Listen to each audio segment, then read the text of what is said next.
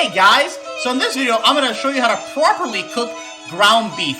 So a lot of people mess this up for various reasons, and I'm going to explain exactly what not to do and what to do. So first you want to start off with a very hot pan, and when I say hot I mean very hot, and we're going to be using oil. Now why does it have to be very hot? You want to cook away all that extra liquid that the meat is going to generate from the fat. When meat has water and it's cooking, it's boiling, and we want a dry method and not a wet method.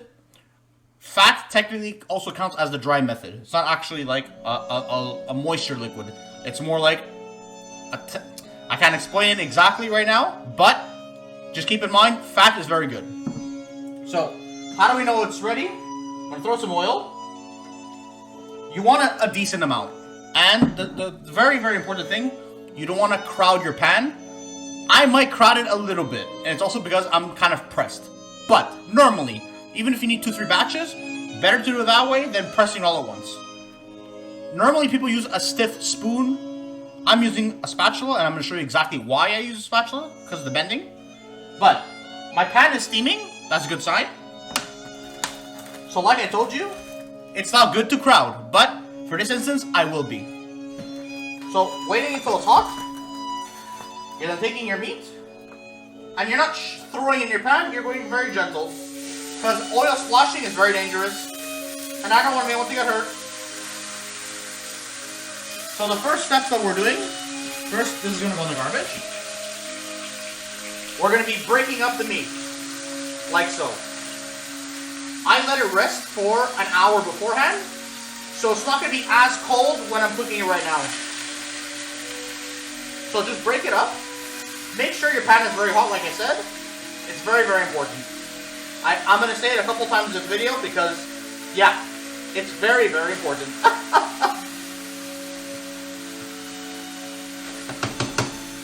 So keep in mind when you're doing ground beef, depending on what you're doing, you always want some kind of fat content.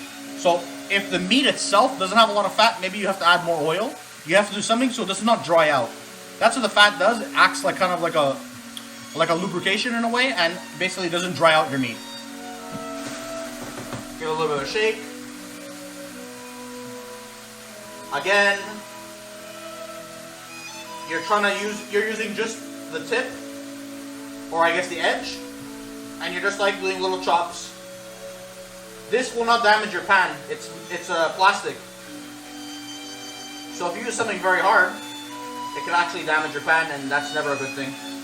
So, another reason why I like a spatula, watch this. Maybe don't watch that. But I'm pressing down this way. And why did I do that? I don't want clumps. I'm really, really against clumps when it's doing ground beef. Some of you don't mind it. I really hate it. So now, I do a little bit of toss, and I'm tossing it. Why do I do that? Because I want even cooking. And I want it all to be nice. So, it's actually turning out very well so far. You see there's a little bit of liquid forming like this. That's a mixture of the oil and also the fats that are inside of the meat. I picked one especially fatty for this reason. So, a lot of people actually, once they're done this, they strain the fat. So basically you're grabbing like some kind of not serrated. You're grabbing some kind of container to drain all the fat. I'm not draining it because I actually want fat with the next meal that I'm going to be doing. But keep in mind, you will be draining the fat if you would like, and you have the option at the end. So again, I'm using my wrist here. It's all in the wrist. And then I'm pushing all that meat at the bottom. Because I want even cooking, remember. See? I see clumps. I just push. I push down and I drag. Now, you might see a little bit of liquid, but you don't see it rising, right? If the heat was not high enough, the water level would go higher, and then you're boiling the meat. But right now, you're not really boiling the meat, which is very good. We're actually almost done. It's going pretty fast. Because there's an adequate amount of fat, it actually cooks a lot faster.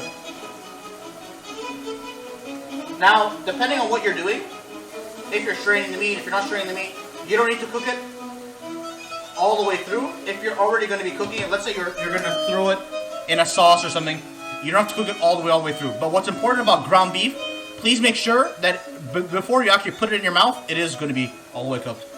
How ground beef is made, basically you're taking a bunch of scraps from different sources, you're passing it through a machine, and it grinds it for you. So you do not know the origin of these meats. It could be days old, it could be really gross, really nasty. You want to make sure it's perfectly cooked.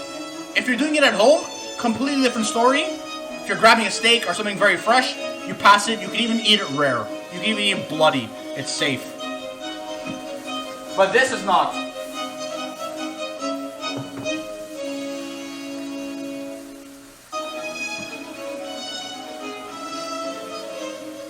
So these are the final steps right now. I'm making sure there's no clumps. And that's actually pretty good. Look, it's nice and grainy, which I like. And I don't see any pink anywhere.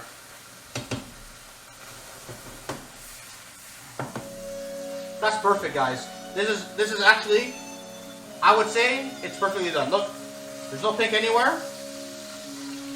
There's no pink anywhere. I don't know if you guys see, because I can't see the screen. But there's no pink. So I call that a success. Thank you for watching this video. The next video, I'm actually going to make a Mexican dish with this. So stay tuned. Watch the next video if you want to see the Mexican dish that I'm creating. Like and subscribe at the bottom if you enjoyed this video and if it helped you. Please continue giving me suggestions. I really want to help you guys. I really want to teach you guys. It's the passion of my life to teach you guys cooking. So please allow me to do so. So I love each and every one of you. I'll see you in the next video. Bye-bye.